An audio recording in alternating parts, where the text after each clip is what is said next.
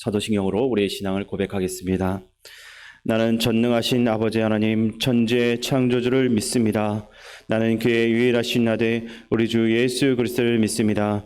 그는 성령으로 잉태되어 동정녀 마리아에게서 나시고 본디오 빌라도에게 고난을 받아 십자가에 못 박혀 죽으시고 장사된 지 사흘 만에 죽은 자 가운데서 다시 살아나셨으며 하늘에 오르시어 전능하신 아버지 하나님 우편에 앉아 계시다가 거기로부터 살아있는 자와 죽은 자를 심판하러 오십니다. 나는 성령을 믿으며 거룩한 공교회와 성도의 교제와 죄를 용서받는 것과 몸의 부활과 영생을 믿습니다. 아멘. 하나님께서 오늘 우리에게 주시는 말씀은 예레미야 8장입니다. 구약성경 1063쪽입니다. 예레미야 8장을 교독하겠습니다.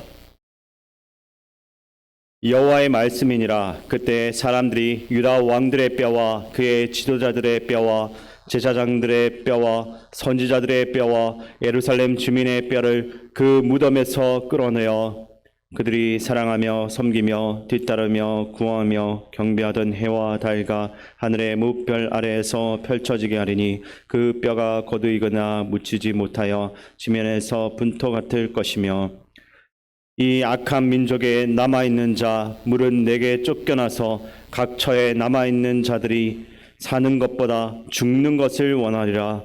만군의 여호와의 말씀이니라. 너는 또 그들에게 말하기를 여호와의 말씀에 사람이 엎드러지면 어찌 일어나지 아니하겠으며 사람이 떠나갔으면 어찌 돌아오지 아니하겠느냐.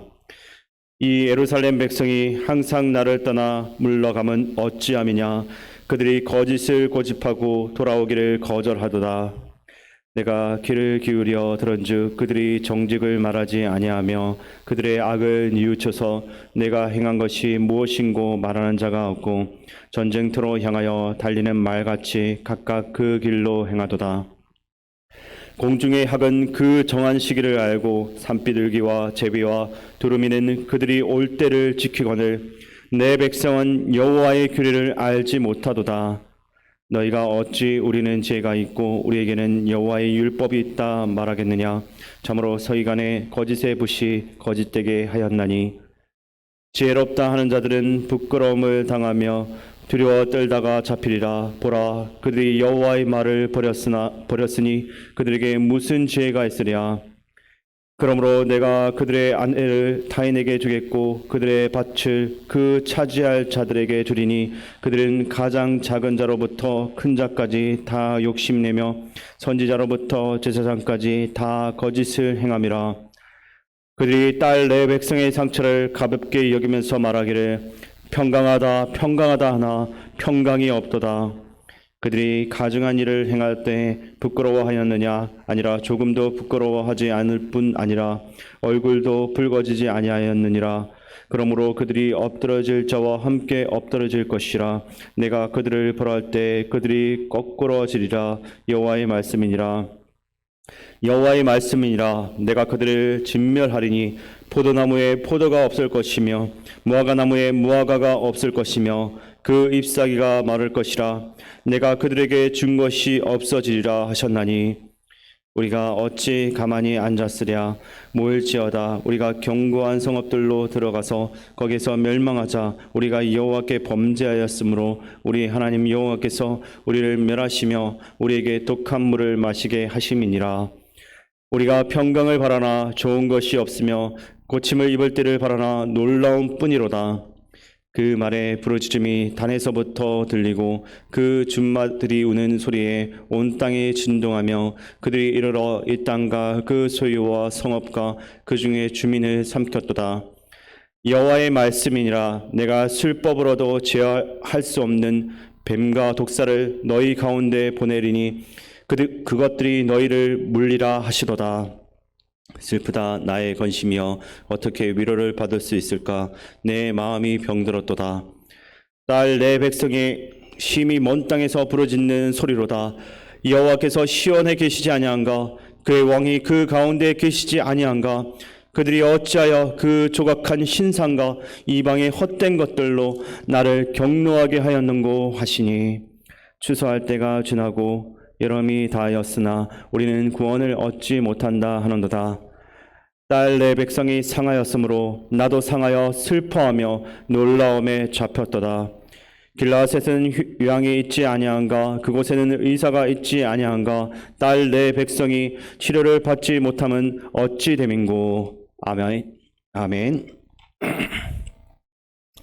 오늘 에레미야는 이스라엘 백성들이 과연 하나님 앞에서 얼마나 범죄하고 있고 이것이 어느 정도 심각한 문제인지를 계속해서 외치고 있습니다. 지금까지 이스라엘 백성들은 우리 죄가 도대체 하나님과 무슨 상관이 있습니까? 라고 주장했는데 이것은 아무런 문제의식도 없었던 이 백성들의 심각한 영적 상태를 정확하게 보여주고 있습니다. 근데 하나님의 시각으로 우리를 보는 것과 내 자신이 나를 보는 것은 분명히 다르다라는 것을 알아야 합니다. 세상적인 기준으로 볼 때 나라는 사람은 별로 문제가 없습니다. 어쩌면 법이 없이도 살 것 같고 이만큼만 하면 잘 살고 있는 것처럼 보여지기도 합니다. 그러나 하나님이 보실 때는 이런 우리의 모습이 과연 어떻게 보여지고 있는지 생각을 해 보아야 합니다. 우리는 분명히 창조주 하나님의 목적 가운데 이 땅에 태어났습니다. 그리고 그분은 우리를 통해서 영광 받기를 원하시고 이 세상을 아름답게 바꿔가기를 원합니다. 그렇게 이런 하나님의 뜻을 알고 살아가는 것과 그것을 알지 못한 채로 허겁지겁 하루하루를 의미 없이 살아가는 것은 분명히 다른 것입니다. 그래서 에레미야는 계속해서 이스라엘 백성들의 잘못과 그들이 지금 하나님을 거역하며 살고 있는 모습들을 지적하고 있습니다. 그리고 오늘은 그 비판의 강도가 좀 더 강하게 보여집니다. 왜냐하면 이스라엘 백성들의 범죄가 점점 더 대담해지고 또 더 심해지고 있기 때문입니다. 그래서 선지자는 이렇게 두면 더는 안 되겠다라는 강한 의조로서 오늘 하나님의 말씀을 백성들에게 전하고 있습니다.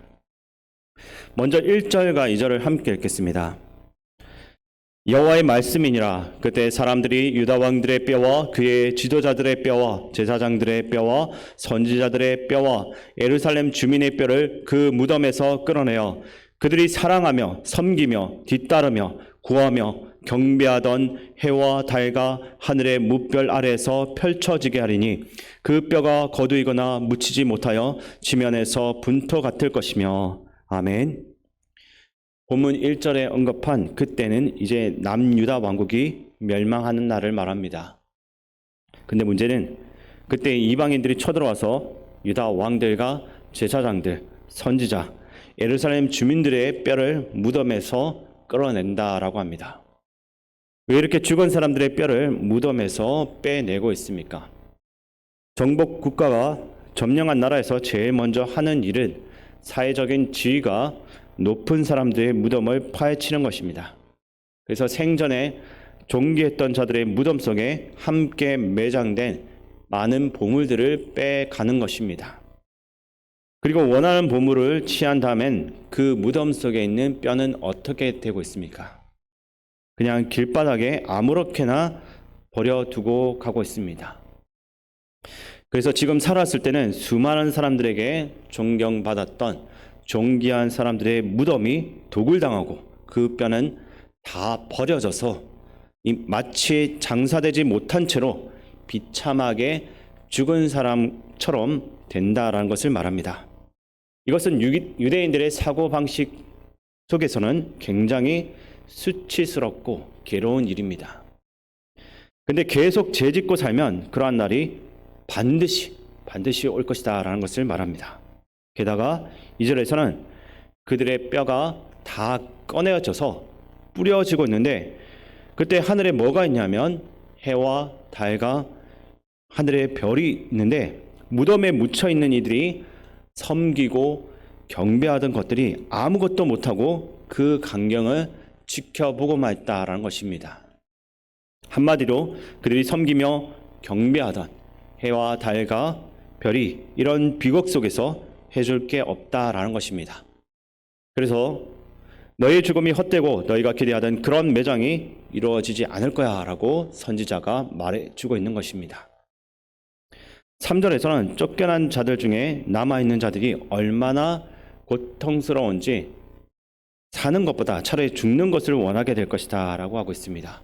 그리고 4절에서 7절까지 보시면 유다는 회개하지 않고 떠나가려고만 하는 모습을 보이고 있습니다. 거기다가 지도자들에게 받았던 잘못된 가르침 때문에 계속해서 거짓을 고집하고 정직을 말하지 않습니다. 그래서 여호와께 돌아오지 않고 도리어 자기들이 옳다라고 주장한다라는 것입니다. 또 10절에서는 너희 아내들을 타인에게 주겠다. 너희가 조상으로부터 물려받은 그 약속의 땅도 다 빼앗기게 될 거야 라고 말씀하고 있습니다. 13절에서는 내가 너희를 진멸하고 이 땅의 모든 나무가 열매를 맺지 못할 것이다 라고 말씀합니다. 그리고 17절에서는 뱀과 독사를 보내서 물려 죽게 할 것이다 라고 말씀하고 있습니다. 이것은 그야말로 완전히 파멸시켜버리겠다라는 무서운 말씀입니다. 이미 바벨론의 침공을 받아가면서 위협을 느끼고 있는 상태에서 예레미야가 전한 그 말씀은 백성들의 마음을 더 혼란스럽고 두렵게 만들었습니다. 그래서 그들은 14절에서 자신의 잘못을 뉘우치고 회개하는 것처럼 보이고 있습니다. 14절 말씀을 제가 읽어드리겠습니다. 우리가 어찌 가만히 앉았으랴 모일지어다 우리가 견고한 성읍들로 들어가서 거기서 멸망하자. 우리가 여호와께 범죄하였으므로 우리 하나님 여호와께서 우리를 멸하시며 우리에게 독한 물을 마시게 하심이니라. 아멘. 근데 이러한 그들의 말은 진정으로 자신들의 잘못을 뉘우쳐서 하는 말들이 아닙니다. 그들은 견고한 성읍으로 들어가서 자신들의 안전을 도모하려고 합니다. 이들은 자신들의 죄를 회개하는 것이 아니라 지금 자신들 앞에 들이닥친 죄에 대한 심판이 두렵고 그 상황을 어떻게 하든지 회피하려고만 하는 것입니다. 하지만 이러한 사람들의 발버둥에도 불구하고 그들은 결국 바벨론에 의해서 패망하게 됩니다. 에레미야 8장 어디에서도 이들을 향한 구원의 그림자조차 보이지 않습니다. 오직 철저한 패망과 심판만 선포가 될 뿐입니다. 17절 말씀을 함께 읽겠습니다. 여호와의 말씀이니라 내가 술법으로도 제어할 수 없는 뱀과 독사를 너희 가운데 보내리니 그것들이 너희를 물리라 하시도다. 아멘. 이것은 통제할 수 없는, 제어할 수가 없는 하나님의 심판을 말하고 있습니다. 그리고 18절에서 22절까지는 이러한 상황을 보는 예레미야가 몹시 슬퍼하며 백성들이 당할 고통을 하나님께 토로했습니다. 그런데 백성들은 자기들이 행한 잘못은 생각하지도 않고 하나님이 약속하신 것만 생각하며 낙담을 하는 중에 하나님은 시온에 계시지 않습니까? 또 그 왕이 그 중에 계시지 않습니까? 라고 항변하고 있습니다. 하나님은 이런 자들을 향해 그들의 죄악이 무엇인지를 분명히 말씀하고 있습니다. 20절 말씀을 제가 읽어드리겠습니다. 추수할 때가 지나고 여름이 다하였으나 우리는 구원을 얻지 못한다 하는도다. 아멘. 백성들은 더욱 깊은 탄식을 하고 있고 아직도 회개하지 않은 상태로 원망만 하고 있는 것으로 보여지고 있습니다. 회개하는 것만이 그들을 치료하는 약이지만 여전히 백성들은 그것들을 모른 채로 살아가고 있습니다. 그러니 예레미야도 지금 어찌할 방도가 없어서 그저 슬퍼할 뿐입니다. 오늘 우리는 예레미야 8장을 묵상하면서 남유다의 이러한 모습이 곧 나의 모습일 수도 있다는 것을 인정해야 합니다. 우리는 하나님의 은혜가 마치 당연히 나에게 주어져야 하는 것처럼 생각하는 경향이 있습니다. 하나님이 화를 내시면서 말씀하시는데 우리는 하나님은 사랑이 풍부한 분이니까 우리가 겉으로라도 회개하고 불쌍한 척하면 그냥 조용히 넘어가실 거야라고 그냥 가볍게 생각할 수도 있습니다. 내 안에 계셔서 나에게 말씀하시는 성령 하나님의 음성을 듣고도 무시하고 성령 하나님을 해방하고 있는 우리의 모습이 있지는 않은지 오늘 하루 돌아볼 수 있기를 원합니다. 진정한 회개는 용서받기 위해서 하는 회개가 아닙니다. 하나님의 심판이 두려워서 하는 것도 진정한 회개는 아닙니다. 진실된 회개는 말 그대로 자신들의 죄를 하나님 앞에서 인정하는 것입니다. 자신이 얼마나 큰 죄인인가를 고백하는 것입니다. 또한 어떠한 벌을 주셔도 달게 그 벌을 받겠습니다. 말하는 것이 진짜 회개입니다. 그렇게 진정한 회개를 하는 우리에게 은혜를 베푸셔서 용서해 주시는 것은 오직 하나님의 주권이지 우리가 결정할 수 있는 것은 아닙니다. 우리의 죄를 하나님이 용서해 주지 않는다 할지라도 우리는 할 말이 없는 존재입니다. 이것은 범죄자가 자신의 죄를 뉘우치고 왜 계속 내가 처벌을 받아야 합니까? 라고 따져 물으며 억울해할 수 없는 것과도 같은 것입니다. 오늘 예레미야 8장을 통해서 진정한 회개로서 주님께 나아가고 하나님이 나의 주되심을 고백하시기 바랍니다. 그리고 그 하나님의 건의에 순종하겠노라고 결단하며 나아갈 수 있기를 주님의 이름으로 축원드립니다.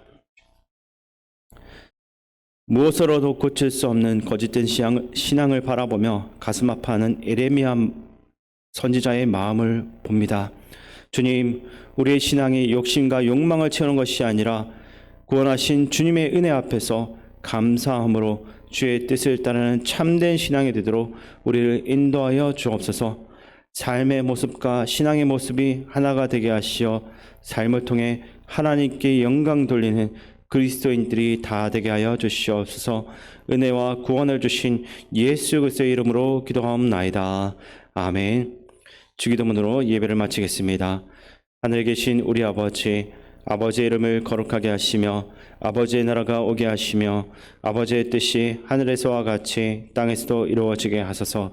오늘 우리에게 일용할 양식을 주시고 우리가 우리에게 잘못한 사람을 용서하여 준 것 같이 우리 죄를 용서하여 주시고 우리를 시험에 빠지지 않게 하시고 악에서 구하소서. 나라와 권능과 영광이 영원히 아버지의 것입니다. 아멘. 오늘 주신 말씀을 생각하며 기도할 때 국가적으로나 개인적으로 어떤 큰 고통이 올 때마다 내 자신이 하나님 앞에 무엇을 잘못했는지 깨달아 회개할 수 있도록 기도하시고 내가 진정 하나님 앞에 죄인임을 고백하고 진정한 회개로서 주님께 나아가는 하루가 될 수 있도록 기도하시기 바랍니다. 그리고 나라와 민족을 위해 기도하실 때는 태풍 흰남노로 인한 인명과 재산 피해가 나지 않도록 기도하시고 이 나라의 위정자들이 작은 욕심보다는 민생에 더 많은 관심을 가져서 좋은 정책을 만들어 나갈 수 있도록 기도하시기 바랍니다.